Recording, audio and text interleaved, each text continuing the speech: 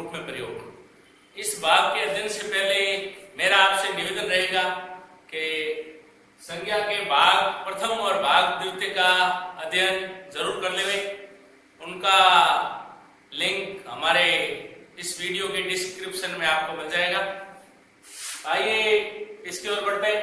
एक संज्ञा पद कब दूसरा संज्ञा पद बन जाता है? उदाहरण देखिए आपके सामने, पंडित जी देश के प्रथम प्रधानमंत्री थे। यहाँ पर ये पंडित जी शब्द है। अगर पंडित जी शब्द अलग से लिखा हुआ कहीं आए, ऐसा लिखा हुआ आ गया, ये पंडित लिखा हुआ है, यहाँ पर ये जातिवाचक संज्ञा है। हमारे संज्ञा के भाग प्रथम में संज्ञा के तीनों भेद पहचानने के विशेष तरीका, विशेष ट्रिक आपको बताई गई थी। उस ट्रिक से आप पहचान सकते हो पंडित दुनिया में अनेक है, बहुत कम नहीं है, ज्यादा है, तो ये जातिवाचक संज्ञा कहलाएगी, एक समूह का बोध करवाती है। इस उदाहरण में बढ़ते हैं। यहाँ पर ये उदाहरण परीक्षा के अंदर लिखा हुआ है और प्रश्न पूछा जाए, रेखांकित पद में कौन सी संज्ञा है? तो इस उदाहरण में साथियों ध्यान रखिए, जातिवाचक संज्ञा नहीं है। ये एक विशेष व्यक्ति के बारे में, उस व्यक्ति के लिए ये शब्द रूढ़ हो गया है, उसकी ही पहचान बन गया है। यहाँ ये पंडित जी शब्द है, पंडित जवाहरलाल नेहरू, भारत के प्रथम प्रधानमंत्री हुए, इनके बारे में। तो यहाँ पर इस पंडित जी शब्द को व्यक्तिवाचक संज्ञा करना पड़ेगा। तो देखिए इसमें ये एक संज्ञा पद का दूसरा संज्ञा पद, यहाँ ये जातिवाचक संज्ञा होते हुए भी व्यक्तिवाचक संज्ञा बन गई है। परीक्षा के लिए ये बहुत ही महत्वपूर्ण है। हम सभी में अनेक बुराइयां व्याप्त है। यहाँ पर अगर शब्द केवल बुराई लिखा आता तो ये बुराई शब्द भाववाचक संज्ञा है, किंतु इस उदाहरण में ये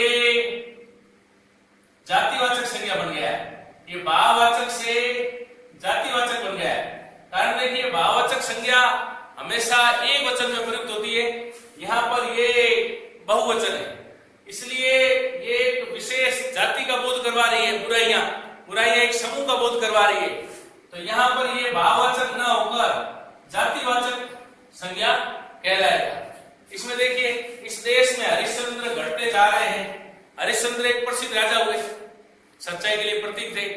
तो वे एक व्यक्ति थे, उनका खुद का नाम हरिश्चंद्र था, तो वो व्यक्तिवाचक संज्ञा है। लेकिन इस उदाहरण में हमारे देश में हरिश्चंद्र घटते जा रहे हैं, तो ये एक समूह का बोध करवा रहे हैं। सच्चे व्यक्तियों का समूह जो अपने कर्तव्य पथ पर अडिग रहे, उनका ये प्रतीक है। यहाँ पर हरिश्चंद्र इस उदाहरण में व्यक्तिवाचक संज्ञा न होकर जातिवाचक संज्ञा कहलाएगा। समुद्रगुप्त को भारत का नेपोलियन कहते हैं। यहाँ पर नेपोलियन व्यक्तिवाचक संज्ञा नहीं है। इस उदाहरण में भी यहाँ पर ये नेपोलियन शब्द जातिवाचक संज्ञा है, क्योंकि एक अच्छे शासक का यहाँ प्रतीक है। या अच्छे शासकों के समूह का नामकरण नेपोलियन किया गया है। महात्मा जी, खाली महात्मा लिखा हुआ है, महात्मा जातिवाचक संज्ञा, एक समूह का बोध करवाते। हम संज्ञा के भाग फर्स्ट में समझाया गया था, उस तरीके से भी कर सकते हैं। महात्मा दुनिया में एक है या अनेक है? तो बहुत है, अनेक है, तो महात्मा जातिवाचक संज्ञा। लेकिन इस उदाहरण के अंदर महात्मा शब्द रूढ़ हो गया है एक व्यक्ति के लिए। ये महात्मा गांधी जी के लिए रूढ़ हो गया है, महात्मा गांधी एक। तो यहाँ महात्मा जी शब्द जातिवाचक संज्ञा नहीं होकर व्यक्तिवाचक संज्ञा कहलाएगा। तो इन उदाहरणों के अंदर आप देख सकते हैं किस प्रकार कोई एक संज्ञा दूसरी संज्ञा के अंदर बदल जाती है। तो इस विषय को हम विस्तार से पढ़ रहे हैं। आइए आगे बढ़ते हैं। अभी तक आपने हमारे चैनल को सब्सक्राइब नहीं किया है तो सब्सक्राइब करें और बेल आइकन को जरूर दबाएं, ताकि आने वाले वीडियो आपको समय पर मिल सके। संज्ञा के विशिष्ट प्रयोग के अंतर्गत एक संज्ञा पद का दूसरे संज्ञा पद के रूप में प्रयोग, तो इसको तीन भागों में बांटा गया है। देखिए, व्यक्तिवाचक संज्ञा या व्यक्तिवाचक जो शब्द होता है वह किन परिस्थितियों में जातिवाचक संज्ञा के रूप में प्रयुक्त होने लगता है। इसके जस्ट विपरीत जातिवाचक संज्ञा किन परिस्थितियों में व्यक्तिवाचक संज्ञा के रूप में बदल जाती है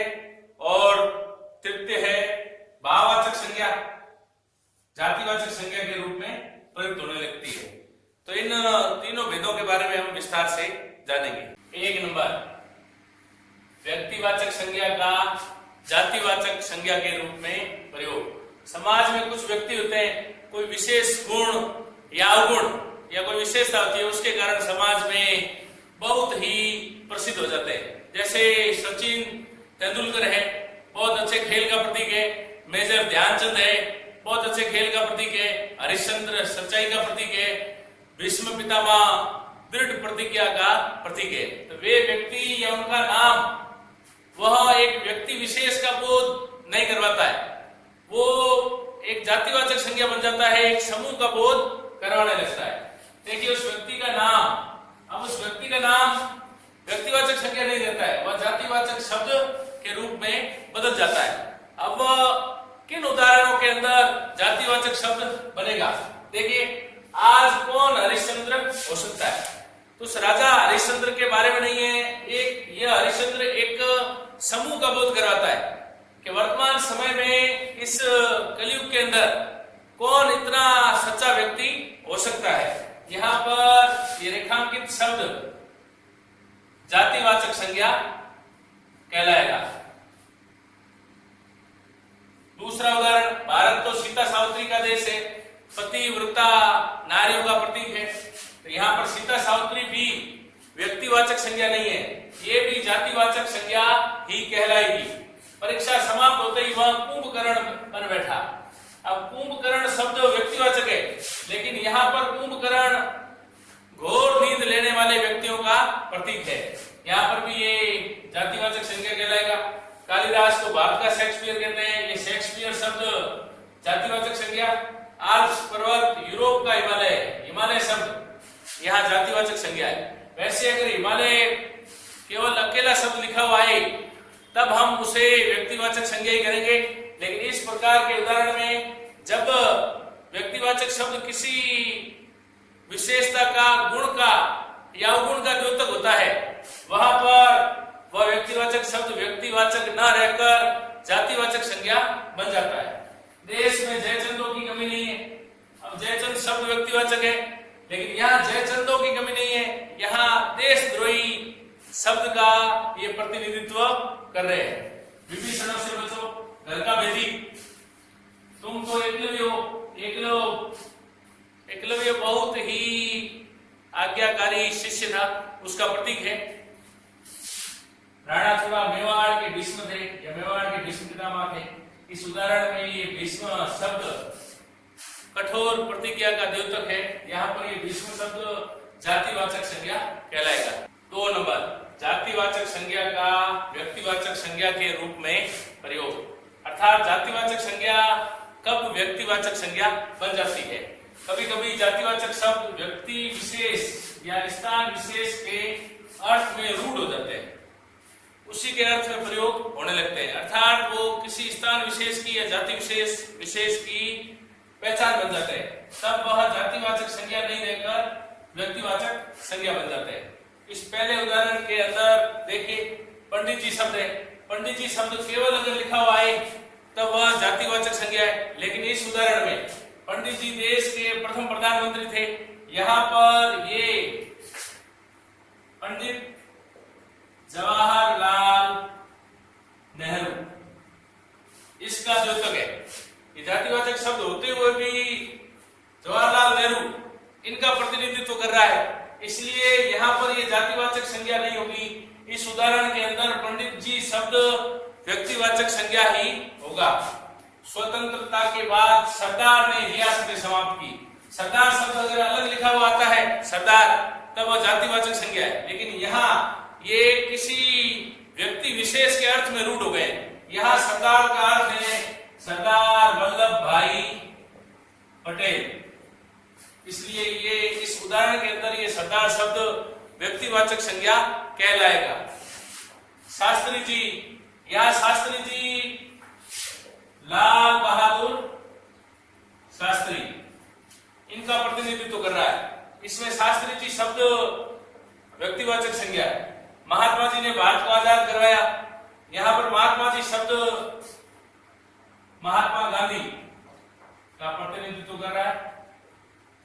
तो यहाँ देखिए ये महात्मा जी शब्द जातिवाचक संज्ञा ना होकर इस उदाहरण के अंदर ये महात्मा जी शब्द व्यक्तिवाचक संज्ञा है। पूरी की पवित्रता सर्वविदित है। यहाँ ये जातिवाचक संज्ञा है, लेकिन ये नगरी, भक्ति नगरी, जगन्नाथपुरी, इसका प्रतिनिधित्व ये शब्द कर रहा है। इसलिए ये पूरी शब्द इस उदाहरण के अंदर व्यक्तिवाचक संज्ञा कहलाएगा। भाववाचक संज्ञा कब जातिवाचक संज्ञा के रूप में प्रयोग होने लगती है? देखिए, भाववाचक संज्ञा शब्द हमेशा एक वचन में ही प्रयुक्त होते हैं। अगर भाववाचक संज्ञा शब्द है जो बहुवचन के रूप में प्रयुक्त हो रहा है, तब वह भाववाचक शब्द नहीं रहेगा, तब वह भाववाचक न रहकर जातिवाचक संज्ञा के रूप में बदल जाएगा। तो ये ध्यान देने की चीज है। जैसे ये ईर्ष्या लिखा है, ईर्ष्या भाववाचक शब्द है।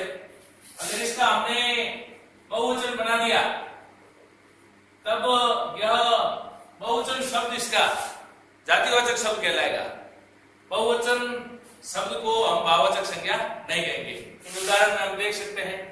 छात्रों को अपनी लिखावटों पर ध्यान देना चाहिए। ये देखिए, इसका भाववाचक शब्द है लिखावट। लिखावट का बहुवचन बना गया लिखावटों, तब यह भाववाचक नहीं रहकर जातिवाचक संज्ञा बन गया। इस उदाहरण में साथियों, परीक्षा में प्रश्न आए तो बहुत अच्छे से ध्यान देना चाहिए, इन नियमों को समझना चाहिए। ये लिखावटों शब्द भाववाचक नहीं है। उसमें परीक्षा में जब विकल्प होते हैं तो उसमें एक नंबर पर भाववाचक संज्ञा ही लिखा होता है, तो उसको नहीं करना है। इस लिखावटों शब्द में ध्यान से समझना है और देखिए, इसको जातिवाचक संज्ञा करना है। मनुष्य के दिल में ईर्ष्याएं बढ़ती जा रही है। अभी भाववाचक संज्ञा बहुवचन में प्रयुक्त हुई है, अर्थात यहाँ पर यह जातिवाचक संज्ञा है। बस इतने में ही हम इसको याद कर सकते हैं।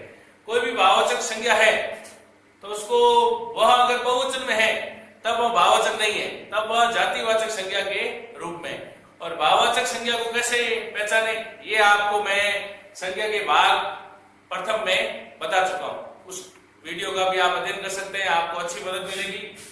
गरीबों की प्रार्थनाएं, ये भी प्रार्थना भाववाचक है, इसका बहुवचन बनाया गया है, यहाँ पर यह जातिवाचक संज्ञा बन गई है। मनुष्यता भाववाचक, मनुष्यताओं बहुवचन में, यहाँ पर भी यह जातिवाचक संज्ञा है।